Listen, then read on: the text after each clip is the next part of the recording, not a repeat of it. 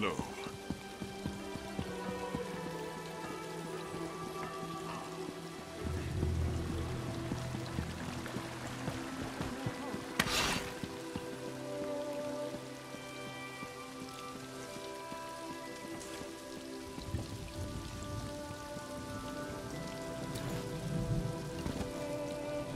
These double shifts are killing me.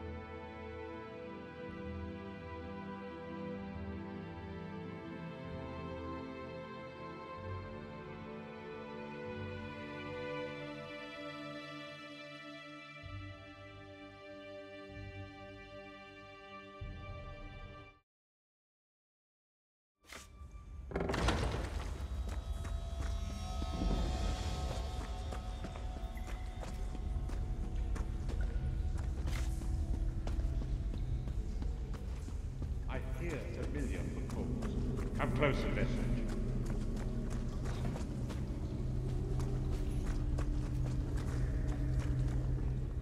Welcome to the harborage, Vizcious. This is as comfortable a home as an old dried-up husk like myself could hope for. Despite my blindness, nay, because of it, my other senses seem to have heightened. This place had the right smell about it. Indeed, but let us not get ahead of ourselves. Without an understanding of where we are bound, every road will get us nowhere. Before we truly understand our destination, we must speak of the past. Of a sort. I invite you to enter my mind and walk with me through visions of the past, that you might understand the events that brought us to this time, this moment. Enter my mind, Vizcious, and walk with me through the shadows of past events.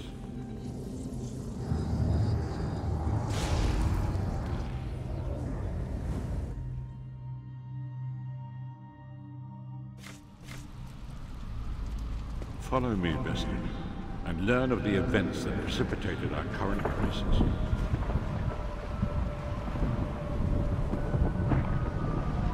My part of the story began when I awoke on the steps of the Abbey of the Moth Priests, with no memory of my prior life.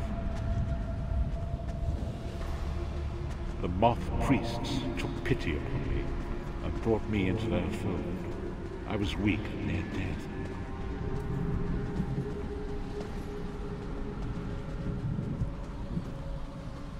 It was there I first set eyes upon the Elder Scrolls and devoted my life to their study.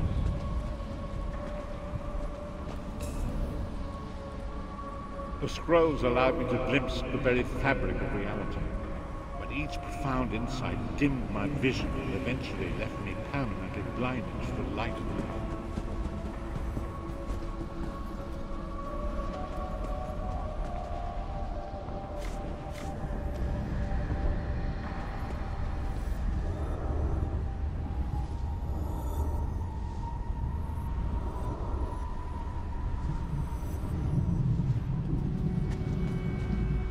The prophecies of the Elder Scrolls are a fluid, living thing. They are not fixed.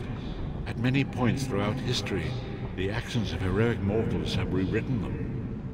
I only know that you are important, Vizcious. The scrolls reveal to me that your destiny is intertwined with that of the Five Companions. The Five Companions were a band of adventurers who sought out an ancient artifact called the Amulet of Kings. They hoped to use this artifact to persuade Akatosh, the dragon god, to accept their leader as one of the Dragonborn. Baron Aquilarius, the son of a Colobian duke, who led a rebellion against the Emperor Leovic and took the crown himself. Alas, Baron was not truly a Dragonborn, as those who sit upon the ruby throne must be, in accordance with tradition. You have already heard enough babbling from this old blind fool. It is time you met the 5 companions yourself and witnessed their fate.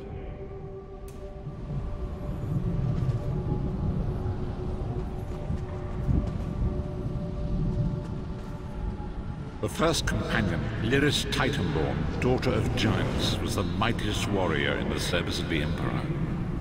Next, Abner, a powerful sorcerer, Grand Chancellor to the Imperial Elder Council.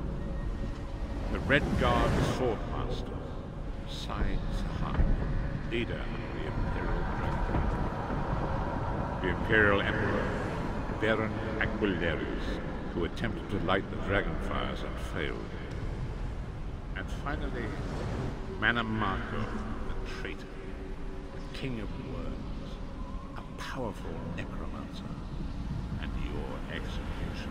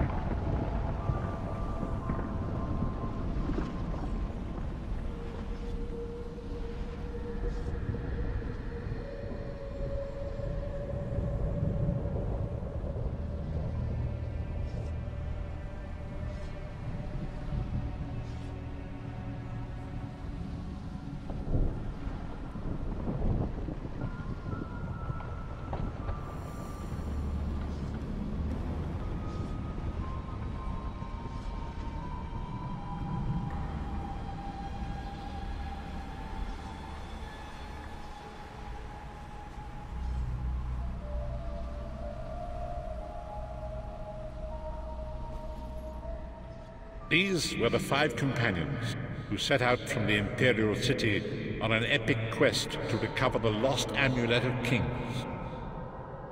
Manamako convinced Varen that the amulet could be used to perform a ritual that would rekindle the dragonfires. He claimed this would please Akatosh and entice him to adopt Varen as one of the Dragonborn. By tradition, only the Dragonborn can lay claim to the Ruby Throne and rule as the one true Emperor by divine right. Varen conquered Cyrodiil and took the throne, but unless he became Dragonborn, he feared he'd always be thought of as a pretender. Each of the 5 companions were chosen for their skill and courage, and each was given a special role to perform in the party. Who would you like to know more about? You've already met Lyris. She's a Nord warrior from the frozen lands of Skyrim to the north, and it is said that her family lineage contains the blood of giants. Varen chose her for her strength and her loyalty to be his personal bodyguard. Sai-Sahan came from a long line of Red Guard Swordmaster nobles. He was the leader of the Dragon Guard, the security detail of Varen and the Elder Council. While Lyris was Varen's bodyguard, Sai was charged with protecting the entire group. The Therns are one of the most influential families in Cyrodiil. Abner, their patriarch, is the leader of the Elder Council, a powerful battle mage and a shrewd politician. With his council, Varen was able to seize the Imperial throne years before. Manamako the traitor, the great enemy, the most powerful necromancer this world has ever known. His worm cult infiltrates and corrupts every corner of Tamriel. It was he who convinced Varen to perform the ritual you are about to witness. Disaster, war, and pestilence. A world brought to its knees. Now watch and see how one man's arrogance brought about the greatest threat our world has ever known.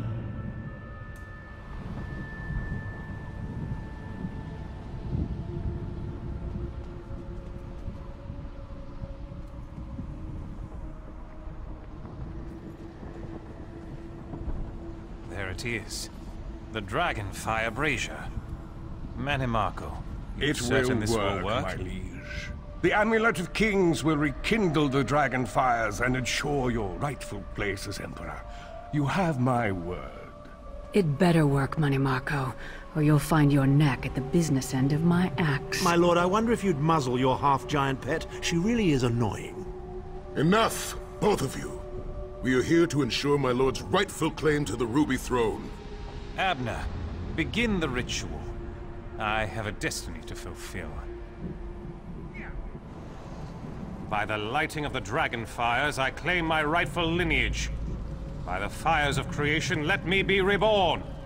By the will of Akatosh, I proclaim myself Dragonborn.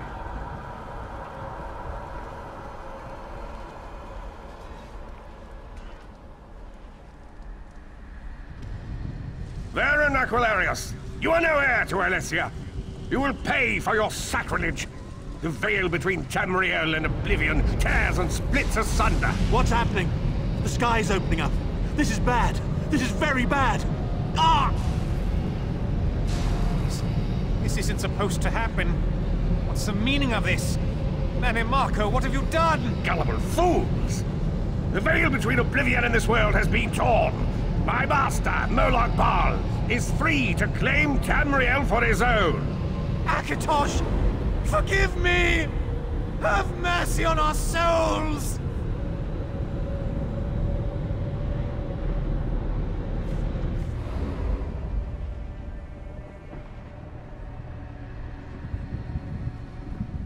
The ritual tore the veil between Nan and Oblivion, allowing Marco to begin stealing the souls his master needed to power the Dark Anchors and initiate the Plainmen. Akatosh gave Alessia the Amulet of Kings as a symbol of his covenant with Nan. So long as the amulet remained in the care of Alessia's heirs and the dragon fires remained lit, Tamriel would be protected from the Daedra. Marco tricked Varen into breaking the covenant, and the veil between Oblivion and Nan was torn. The Elder Scrolls named this event the Soul Burst. It gave Molag Bal the opportunity to disconnect the souls of Nan from their hosts. Varen was lost. In the chaos of the moment, Sai Sahan took the Amulet of Kings and fled.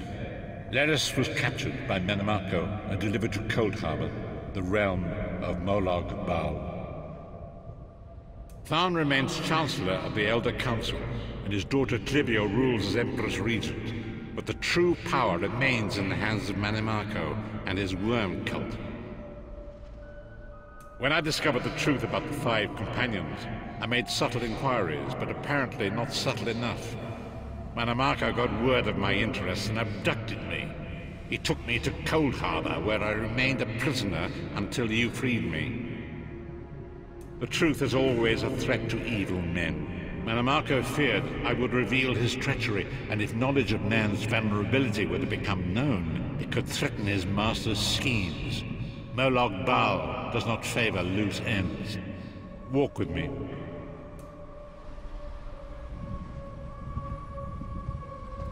Long ago it was written, so long as the Amulet of Kings was borne by Alessia's heirs, Tamriel would be protected from the forces of Oblivion. But the Soul Burst tore the veil between worlds and gave Molag Bal the opportunity he desired. Molag Bal's dark anchors pierce the torn veil and seek to draw Nan into the depths of Cold Harbor. These terrible engines of destruction have been appearing all throughout Tamriel.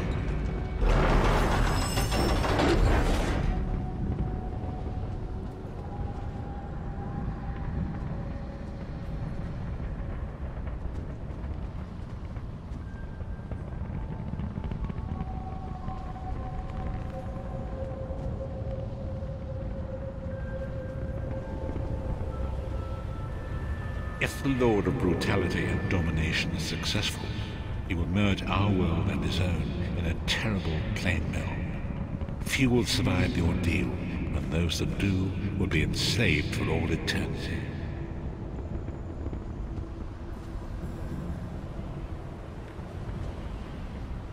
And so it falls to us, Vizcious.